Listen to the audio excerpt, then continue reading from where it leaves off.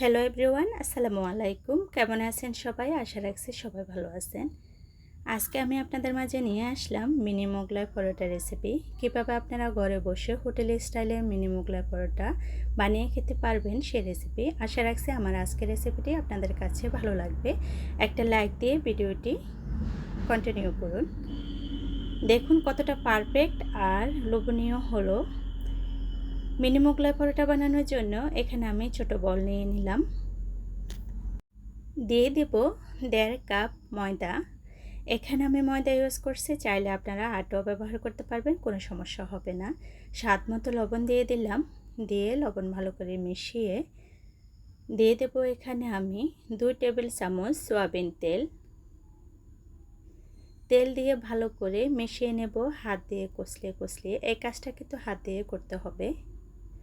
আমি যেভাবে মোগলাই পরোটা তৈরি করব এভাবে যদি আপনারা বাড়িতে ট্রাই করেন, আশা করি আপনাদের মোগলাই পরোটা একেবারে পারফেক্ট হবে।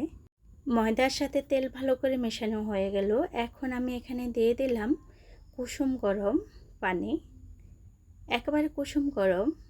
আপনারা চাইলে এখানে নর্মাল পানিও দিতে পারেন, তবে আমি হালকা একটু গরম পানি দিলাম যাতে রুটিটা বেলার সময় খুব সহজে বেলে নেওয়া যায়। সেই জন্য পানি দিয়ে ভালো করে আমি মথে নিলাম। মথে এখন উপর থেকে একটু তেল মালিশ করে ঢেকে রাখবো আমি কিছুক্ষণের জন্য। চাইলে এখানে সাথে সাথেও তৈরি করা যায়, কোনো সমস্যা হবে না। তো আমি একটু রেস্টে রাখলাম আধা ঘন্টার জন্য। মোগলাই পরোটা বানানোর জন্য যে ডিমের মিশ্রণ তৈরি করতে হবে সেটা আমি এখন তৈরি করে নেব। এখানে আমি 2টা ডিম নেব। আপনারা চাইলে একটু ব্যবহার করতে পারেন, তবে মোগলাই পরোটার মধ্যে ডিম একটু বেশি হলে পরিমাণে খেতে বেশি ভালো লাগে। 2টা ডিম নিয়ে নিলাম। আর নিয়ে নিলাম আমি 2টা পেঁয়াজ কুচি, রসুন কুচি আর কাঁচামরিচ, ধনেপাতা। পরিমাণ মতো লবণ দিয়ে আমি এগুলাকে একটু হাত দিয়ে কষলিয়ে নেব। এতে করে সব কিছু ভালোভাবে মিশে যাবে। সব কিছু মেশানো হয়ে গেছে। এখন ডিমের মধ্যে আমি দিয়ে দেব। দিয়ে পেঁয়াজ মরিচ সব কিছু ডিম সহ ভালো করে মিশিয়ে নেব।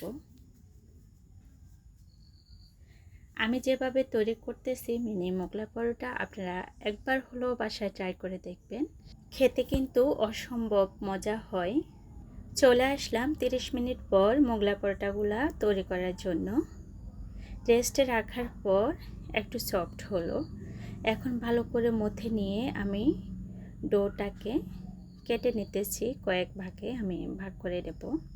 যেহেতু মিনি মোগলাই পরোটা বানাবো, তো ছোট ছোট করে আমি পিস করে নিয়েছি। এখানে আমার 5টা মোগলাই পরোটা হবে। তো আমি ভালো করে ডোটা একটু মথে নিলাম।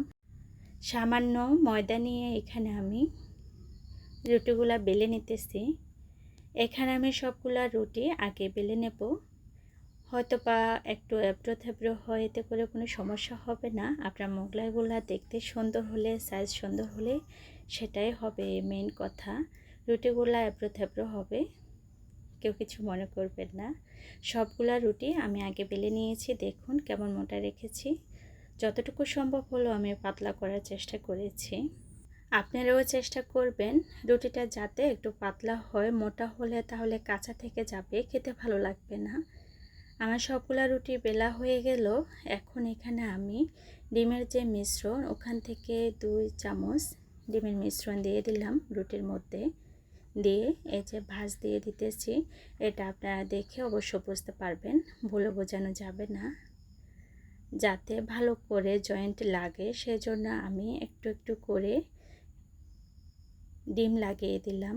ডিম বা পানিও দিতে পারেন, কোনো সমস্যা হবে না। যাতে জয়েন্ট না খুলে সেটা একটু লক্ষ্য রাখবেন। একটা মোগলাই আমার তৈরি হয়ে গেল। এখন আরও একটা আমি তৈরি করে দেখিয়ে দিতেছি। এভাবে আমি সবগুলো মোগলাই পরোটা তৈরি করে নেব। চলে আসলাম আমি ভেজে নিতে। আগে থেকে আমি তেল গরমে দিয়েছিলাম, তেল গরম হয়ে গেল। এখন আমি মোগলাইগুলো ছেড়ে দেব। একেবারে বেশি গরমও করতে হবে না, আবার ঠান্ডাও না, মোটামুটি গরম হলো ওই অবস্থাতে দিবেন। যদি অতিরিক্ত গরম হয় তাহলে উপর থেকে পড়ে যাবে আর ভিতরে কাঁচা থেকে যাবে, ওদিকে একটু লক্ষ্য রাখবেন।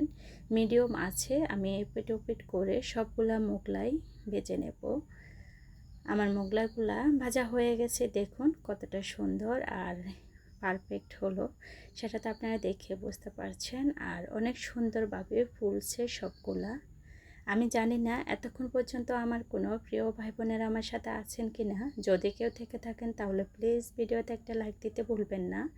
আর যদি মনে করেন আমার এই ছোট্ট চ্যানেলটা সাবস্ক্রাইব করার যোগ্য, তাহলে আমার এই চ্যানেলটি সাবস্ক্রাইব করে নিত্য নতুন সহজ সহজ রেসিপি পাওয়ার জন্য আপনারা সাবস্ক্রাইব করে পাশে থাকা বেল বাটনটি অল অপশনে ক্লিক করে দেবেন। তাহলে যখন আমি সহজ সহজ রেসিপি শেয়ার করব আপনাদের কাছে নোটিফিকেশন চলে যাবে, চাইলে আমার রেসিপিগুলো আপনারা দেখে নিতে পারবেন। সবগুলা আমার মোগলাই ভাজা হয়ে গেল, এখন আমি উঠিয়ে নিতেছি। গরম গরম মোগলাই খেতে কে না পছন্দ করে, সাথে যদি থাকে একটু সালাদ আর সস তাহলে তার কথাই নাই। দেখুন কতটা ক্রিস্পি হলো আমার মোগলাই পরোটাগুলা। আমি কাছ থেকে কেটেও দেখিয়ে দিতেছি আপনাদেরকে কতটা পারফেক্ট আর লোভনীয় হলো, সেটা তো আপনারা দেখে বুঝতে পারছেন, আমি আর বলে বোঝানো লাগবে না। আজ এ পর্যন্ত, সবাই ভালো থাকবেন, সুস্থ থাকবেন, সবার সুস্বাস্থ্য কামনা করে আজকের মতো এখানে বিদায় নিচ্ছি। চলে আসবো অন্য কোনো দিনে সহজ রেসিপি নিয়ে। আসসালামু আলাইকুম।